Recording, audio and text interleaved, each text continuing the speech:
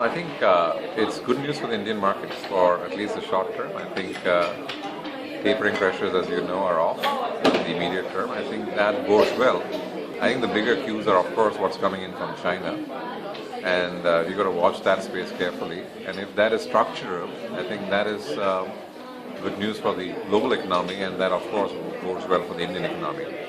Structurally, I think, as we discussed in the Indian economy, there are a couple of changes that need to happen. I think demand side changes have happened, but supply side changes need to happen a lot more. And that's going to take a little time to kind of work itself through. But in the immediate term, I think it's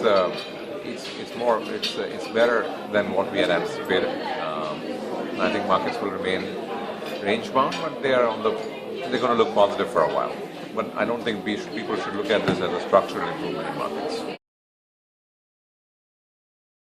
Now, I think, look, there are 3 points that I would like to make. One is that, we stay very committed to this business because I think in the longer run, we see broking morphing into financial planning and wealth management as a very attractive platform.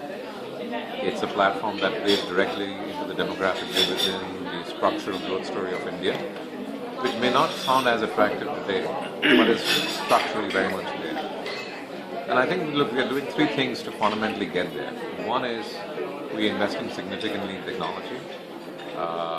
We have recently launched our online platform, and that's just one element of it.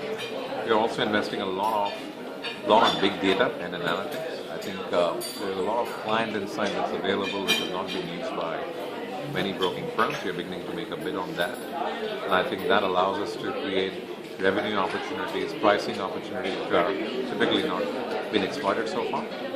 And finally, we are working a lot more on channels, be it the channels for IFAs and business partners, working with other banks and bank partners to help them grow their franchise, and become a partner of choice for intermediaries as well as banking players who want to grow this business.